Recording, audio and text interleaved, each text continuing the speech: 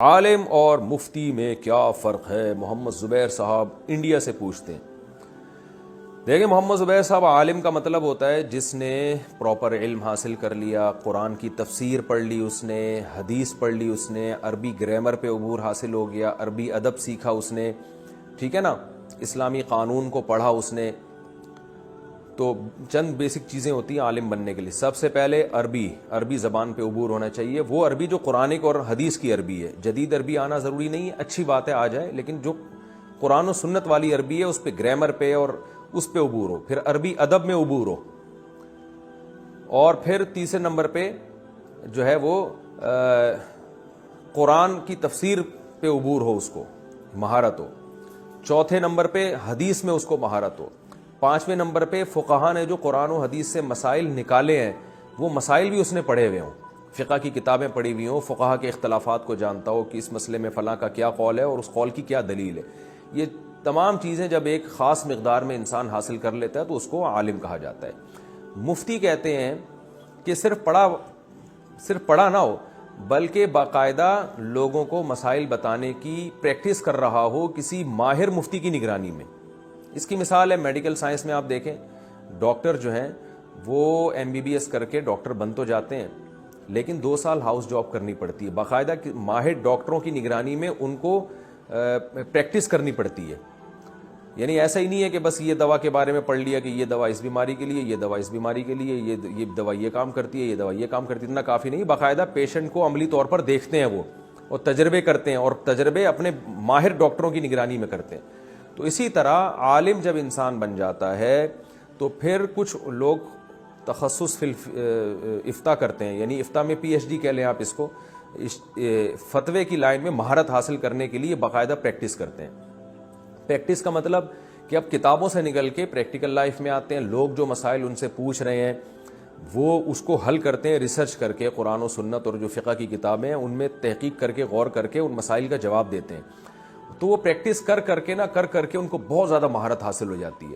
تو یہ پریکٹس بڑے علماء کہتے ہیں کہ کم سے کم کسی ماہر مفتی کی نگرانی میں 10 سال پریکٹس کسی نے کی ہو، کم سے کم یہ مقدار ہے، اور صبح و شام یہ پریکٹس کرتا ہو۔ ایسا نہیں کہ 1 مہینے میں ایک فتویٰ حل کر لیا اس نے، باقاعدہ کسی ماہر مفتی کی نگرانی میں کم سے کم 10 سال پریکٹس کی ہو تو مفتی بن جائے گا وہ، بشرطے کہ اس کے دماغ میں یہ صلاحیت بھی ہے، اللہ نے اس کو یہ صلاحیت بھی دی ہے کہ وہ بال کی کھال اتارنا جانتا ہو، یعنی وہ دلائل کا تجزیہ کرنا، اور جو ہے نا فقہ الواقع کا مطلب ہوتا ہے کہ جو مسئلہ اس کے سامنے، جو صورت اس کے سامنے آئی ہے، تو فقہا کے کلام سے یہ نکالنا کہ یہ والی فقہا کی عبارت یا قرآن و حدیث کی یہ والی حدیث یا یہ قرآن کی آیت اس پر منطبق ہوتی بھی ہے کہ نہیں ہوتی ہے، اس میں اس کو اللہ نے صلاحیت دی ہو۔ اس لیے علماء کہتے ہیں بعض لوگ 25 سال کیا 50 سال بھی کسی ماہر مفتی کی نگرانی میں فتوے کا کام کریں پھر بھی وہ مفتی نہیں بنتے، اس لیے نہیں بنتے کہ ان کو اللہ نے یہ صلاحیت ہی نہیں دی ہے۔ دیکھیں عدالتوں میں جیسے وکیل ہوتا ہے نا، بال کی کھال اتارتا ہے، دلائل کا تجزیہ کرتا ہے۔ جج کسے کہتے ہیں؟ صرف پڑھ لکھنے سے آدمی جج نہیں بن جاتا، وہ ججمنٹ کرنا جانتا بھی ہو، اس کو اللہ نے کوئی صلاحیت دی ہو، ورنہ وہ مکھنچو قسم کا جج بنے گا، لوگوں کو بس صرف کتابیں دیکھ کے فیصلے کرتا رہے گا۔ وہ ججمنٹ کی ایک صلاحیت ہونی چاہیے۔ تو اسی طرح مفتی میں خداداد صلاحیت ہوتی ہے کہ وہ 10 سال کم از کم پریکٹس کرنے کے بعد اس کو یہ پتہ چل جاتا ہے کہ جب کسی نے مجھ سے یہ مسئلہ پوچھا ہے تو اس پر قرآن کی آیت، حدیث یا فقہا نے جو مسائل بیان کیے ہیں صدیوں پہلے، جس پر پوری امت کا اتفاق ہے، تو وہ مسائل میں سے، وہ جزیہ میں سے کون سا جزیہ اس کی اس حالت پر منطبق ہو رہا ہے، تاکہ میں وہ دلیل کے طور پر یہاں پیش کر سکوں۔ ورنہ کیا ہوگا کہ کہاں کی دلیل کدھر لگا دے گا، کدھر کی دلیل کدھر لگا دے گا۔ اس کی مثال ایسے ہے جیسے اینٹی بائیوٹک ڈاکٹر کھلاتے ہیں اور کہتے ہیں کہ بھئی یہ والی بیماری میں یہ والی اینٹی بائیوٹک، تو اب جو ماہر نہیں ہے، جس نے باقاعدہ پریکٹس نہیں کی یا اس کو صلاحیت ہی نہیں ہے، وہ کیا کر دے گا، اس مرض کی دوا ایک جرنلی ایک اصول دیکھ کر جس مریض کو نہیں کھلانی اس کو کھلا دے گا، یہ دیکھے گا نہیں کہ یہ اس کے لیے یہ ہے یا نہیں ہے۔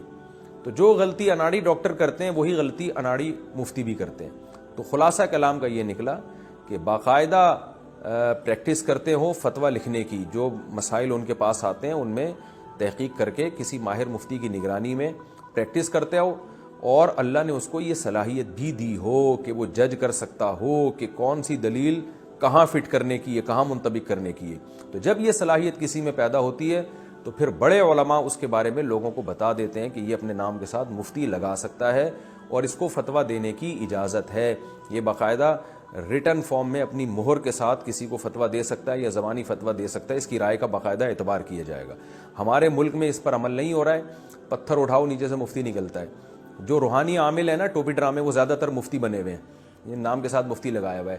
اور ایسے لوگ بھی ہیں جو بزنس کر رہے ہیں, جو فتوے کا کام ہی کبھی نہیں کیا انہوں نے, بس 1 سال کا کورس کیا, اس کے بعد وہ پولٹری فارم کھول کے بیٹھ گئے اور اپنے نام کے ساتھ موٹا موٹا مفتی لگایا ہوا انہوں نے. کوئی بھینسوں کا کاروبار کر رہے ہیں, نام کے ساتھ مفتی لگا ہوا ہے. تو مفتی کے پاس تو ٹائم ہی نہیں ہوتا بھائی.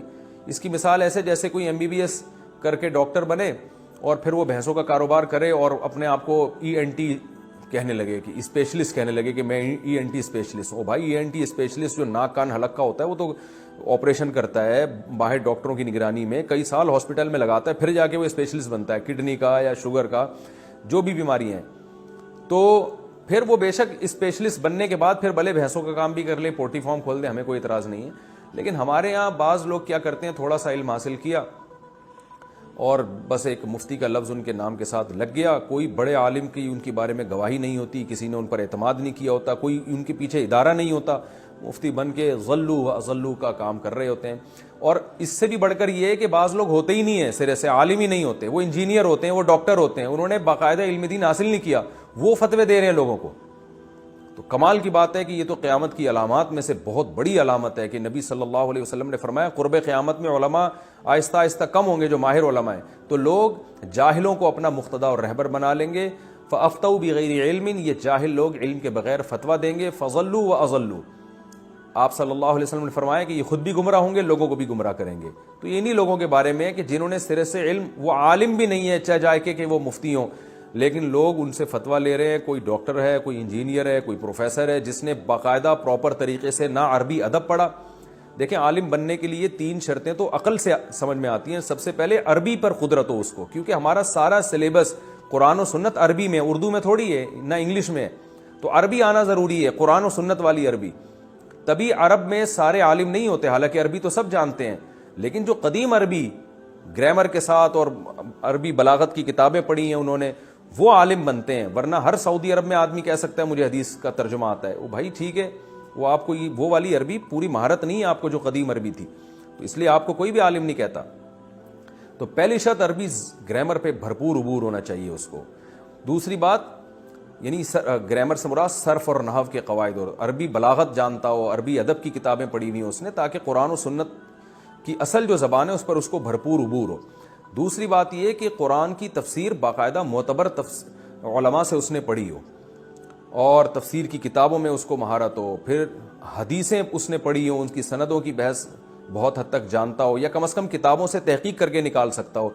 اور پھر قرآن و حدیث کی تشریح جو فقہا کر چکے ہیں صدیوں پہلے, ان کی کتابیں اس نے پڑھی ہوں, تاکہ اس کو پتہ چلے کہ فقہا کیسے قرآن و سنت سے مسائل نکالتے ہیں اور ان کی کیا ان کے پیش نظر دلائل ہوتے ہیں, اور فقہا نے کس مسئلے پر اجماع کیا ہے, کس مسئلے پر ان کا اختلاف ہے, اس اختلاف کی حیثیت کیا ہے. یہ تمام چیزیں اور پھر پریکٹس, اس کے بعد جا کے انسان اس قابل بنتا ہے. تو بہت سے لوگ اس کی اکائی سے بھی واقف نہیں ہوتے. اردو کتابیں انہوں نے پڑھ لی, کوئی ترجمہ پڑھ لیا وہاں سے, کچھ وہاں سے دیکھ لیا, اور جناب کیونکہ عوام بھی بالکل بیچاری فارغ ہے, اس کے پاس علم ہی نہیں ہوتا, تو وہ انہی جاہلوں کو اپنا امام بنا لیتی ہے. وہ سمجھتے ہیں بڑے پڑھے لکھے ہیں, حالانکہ وہ ترجمے تک انہوں نے غلط کیے ہوئے ہوتے ہیں. تو دعوے کرنے سے نہیں انسان بن جاتا, بلکہ اس دعوے کے پیچھے دلیل ہونی چاہیے کہ آپ کتنے قابل ہیں. دیکھ لیں نا, جعلی حکیموں کے اور جعلی ڈاکٹروں کے کتنے بڑے بڑے یوٹیوب پہ دعوے ہوتے ہیں, لیکن جب کسی پڑھے لکھے ڈاکٹر کے سامنے وہ دعووں کو پیش کیا جاتا ہے تو وہ نہیں مانتے ان دعووں کو. تو یہی حال میڈیکل سائنس میں تو اتنا برا حال نہیں ہے, لیکن دین کے علم کے معاملے میں لوگوں نے بہت زیادہ آزادی دے دی ہے. تو اس لیے جو ہے نا, اس میں بہت احتیاط کی ضرورت ہے, اور مسائل کی تحقیق پر انہی لوگوں پر اعتماد کیا جائے گا جو اس تحقیق کے اہل ہیں.